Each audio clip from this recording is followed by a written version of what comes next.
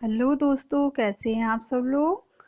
आशा है अच्छे होंगे। स्वागत है आप सबका एजुकेशन चैनल पर, जिसमें हम देख रहे हैं हिंदी वसंत एनसीईआरटी कक्षा 8। वीडियो को देखने के लिए चैनल को लाइक कर लीजिए, शेयर कर दीजिए और सब्सक्राइब कर लीजिए। आइए शुरू करते हैं इस वीडियो के माध्यम से नए पाठ को पढ़ना। पाठ 6, भगवान के डाकिए, जो लिखा गया है रामधारी सिंह दिनकर द्वारा। आइए पढ़ते हैं इनकी इस कविता को। पक्षी और बादल ये भगवान के डाकिए हैं, जो एक महादेश से दूसरे महादेश को जाते हैं। हम तो समझ नहीं पाते हैं, मगर उनकी लाई चिट्ठियाँ पेड़ पौधे पानी और पहाड़ बाँचते हैं। हम तो केवल यह आंकते हैं कि एक देश की धरती दूसरे देश को सुगंध भेजती है, और वह सौरभ हवा में तैरते हुए पक्षियों की पाँखों पर तिरता है, और एक देश की भाप दूसरे देश में पानी बनकर गिरता है। तो ये हैं हमारे रामधारी सिंह दिनकर, जिनके द्वारा इस कविता को लिखा गया है। आइए अब हम इनके अभ्यास कार्य को करते हैं। प्रश्न पहला, कवि ने पक्षी और बादल को भगवान के डाकिए क्यों बताया है, स्पष्ट कीजिए। उत्तर है, कवि ने पक्षी और बादल को भगवान के डाकिए इसलिए कहा है क्योंकि जिस प्रकार डाकिए संदेश लाने का काम करते हैं। प्रश्न पहला, कवि ने पक्षी और बादल को भगवान के डाकिए क्यों बताया, स्पष्ट कीजिए। उत्तर है, कवि ने पक्षी और बादल को भगवान के डाकिए इसलिए कहा है क्योंकि जिस प्रकार डाकिए संदेश लाने का काम करते हैं, उसी प्रकार पक्षी और बादल भगवान का संदेश हम तक पहुंचाते हैं।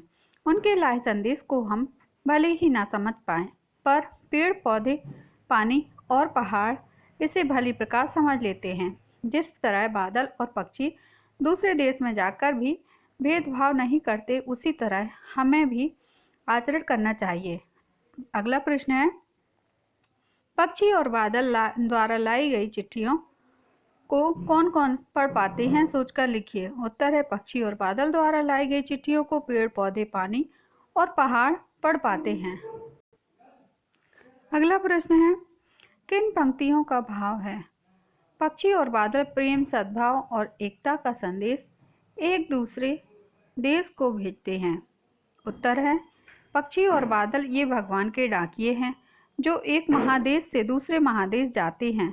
हम तो समझ नहीं पाते हैं, मगर उनकी लाई चिट्ठियाँ पेड़ पौधे और पानी और पहाड़ बाँचते हैं।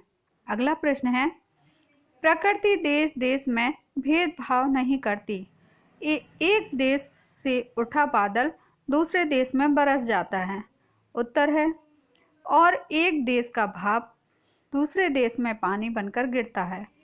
अगला प्रश्न, पक्षी और बादल की चिट्ठियों में पेड़ पौधे पानी और पहाड़ क्या पढ़ पाते हैं। उत्तर है, कवि का कहना है कि पक्षी और बादल भगवान के डाकिए हैं। जिस प्रकार डाकिए संदेश लाने का काम करते हैं, उसी प्रकार पक्षी और बादल भगवान का संदेश लाने का काम करते हैं।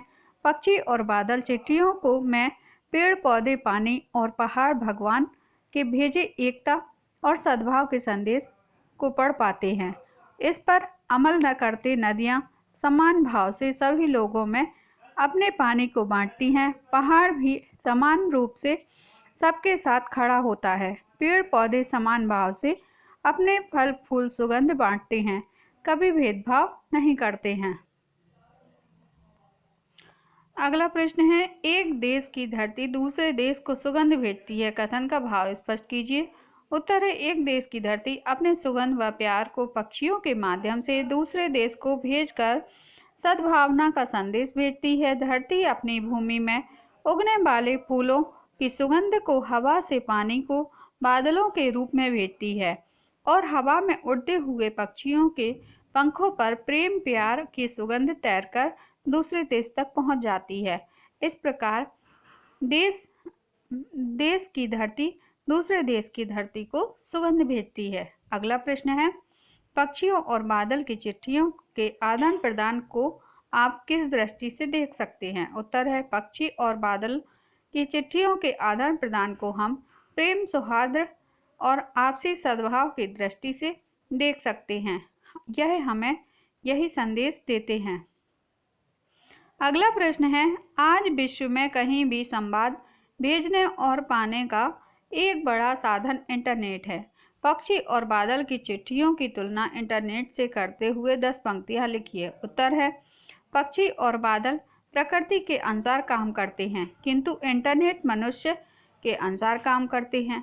बादल का कार्य प्रकृति प्रेमी को प्रभावित करती है, किंतु इंटरनेट विज्ञान प्रेमी को प्रभावित करती है। पक्षी और बादल का कार्य धीमी गति से होता है, किंतु इंटरनेट का कार्य तीव्र गति से होता है। इंटरनेट एक व्यक्ति से दूसरे व्यक्ति तक बात पहुंचाने का ही सरल तथा तेज माध्यम है। इसके द्वारा हम किसी व्यक्तिगत रायों को जान सकते हैं, किंतु पक्षी और बादल की चिट्ठियों में हमें भगवान का संदेश देते हैं। वे बिना भेदभाव के सारी दुनिया में प्रेम और एकता का संदेश देते हैं। हमें भी इंटरनेट के माध्यम से प्रेम और एकता और भाईचारा का संदेश विश्व में फैलाना चाहिए। हमारे जीवन में डाकिया की भूमिका क्या है? इस विषय पर 10 वाक्य लिखिए। उत्तर है, डाकिया भारतीय सामाजिक जीवन की एक आधारभूत कड़ी है। डाकिया द्वारा हम डाक लाना, पत्रों का बेसब्री से इंतजार, डाकिया से भी पत्र पढ़वाकर उसका जवाब लिखवाना इत्यादि तमाम महत्वपूर्ण पहलू हैं, जिन्हें नज़रअंदाज नहीं किया जा सकता। उसके परिचित सभी तबके के लोग हैं। हमारे जीवन में डाकिये की भूमिका अत्यंत महत्वपूर्ण है। भले ही अब कंप्यूटर और ईमेल का ज़माना आ गया है, पर डाकिया का महत्व अभी भी उतना ही बना हुआ है जितना पहले था। कई अन्य देशों ने होम टू होम डिलीवरी को खत्म करने की तरफ कदम बढ़ाए हैं या इसे सुविधा शुल्क से जोड़ दिया है। वही भारतीय डाकिया आज भी सुबह से शाम तक चलता ही रहता है। डाकिया कम वेतन पाकर भी अपना काम अत्यंत परिश्रम और लगन के साथ संपन्न करता है। गर्मी, जाड़ा और बरसात का सामना करते हुए वह समाज की सेवा करता है। भारतीय डाक प्रणाली की गुडविल बनाने में उनका सर्वाधिक योगदान है। तो ये थे हमारे रामधारी सिंह दिनकर जी। आगे की वीडियो में हम आगे के पार्ट को करेंगे। यहाँ हम वीडियो को समाप्त करते हैं। आशा करते हैं कि आपको वीडियो अच्छा लगा होगा और कविता को पढ़कर अच्छा महसूस हुआ होगा। आगे की वीडियो में आगे के पाठों को करेंगे। धन्यवाद।